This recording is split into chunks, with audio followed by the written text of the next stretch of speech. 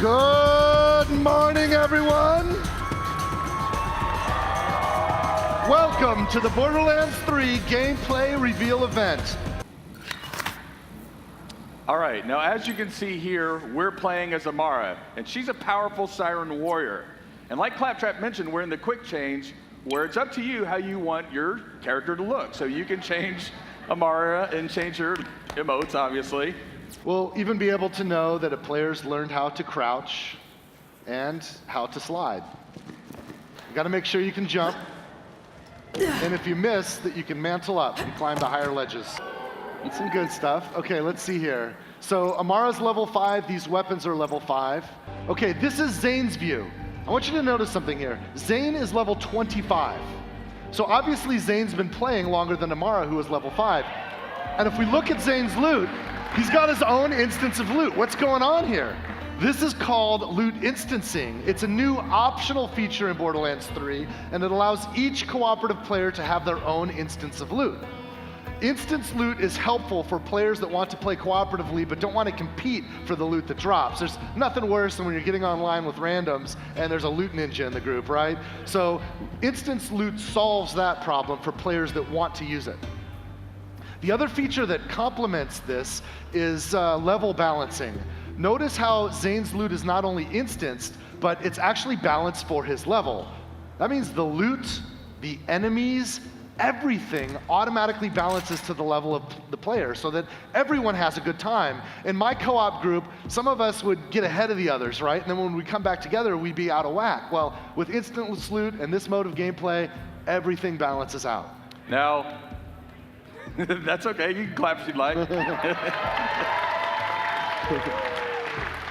Now, there's still some of us who actually like competing for loot or bringing in overpowered characters to help, level up those lower level characters. And for those of you who are like that, we can assure you that there is still a mode for you in Borderlands 3. It's called Classic Mode. Now, I don't know about you guys, but whenever you play a video game and you happen upon a room where there's ammo and vending machines to kind of make sure you're stocked up, it can be a pretty safe bet that you're about to run into a boss fight.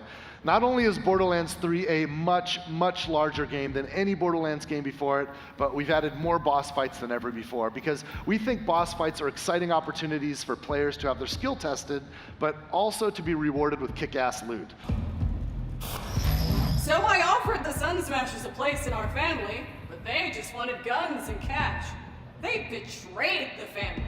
Oh, then Troy said something great. Gods don't negotiate. Gods don't negotiate! I love it! Love it! So you've just met Troy and Tyreen Calypso, the Calypso twins. We learned earlier that on Pandora there's a cult called the Children of the Vault, and every cult needs leaders. This cult is led by the Calypso twins. And they've sort of built a cult of personality around themselves, right? You guys know the type of streamers we're talking about, the kind of streamers everybody hates. So these are like the douchiest kind of streamers of the impossible future that you can possibly imagine. As Tyreen demonstrated, she has the ability to leech power from any living thing. And her aim is to use her cult to lead her to the vaults so that she can soak up the power of the vault monsters. Of course, we're vault hunters. We can't allow her to beat us to the prize. So with a vault map in hand, we're now in a race to find the vaults hidden on other worlds throughout the galaxy. I'd like to introduce Sanctuary 3. On Sanctuary 3, we can meet our friends, trade our loot, and prepare ourselves for what comes next. All right, so let's talk about this. This is your player quarters. Now, because we're playing Amara right now, all of the decoration, everything is built around Amara, but you can see that you can place items that you find in the world like this gun. So for the first time ever, we can leave the Pandoran system. We're in orbit around Pandora right now. We'll check it out briefly before we take off. You can see its distinctive iridian scar. But with a spaceship like Sanctuary 3, we can visit other worlds. In Borderlands, you'll be able to go back and forth between Promethea and Pandora and all of the other worlds that you discover throughout the game.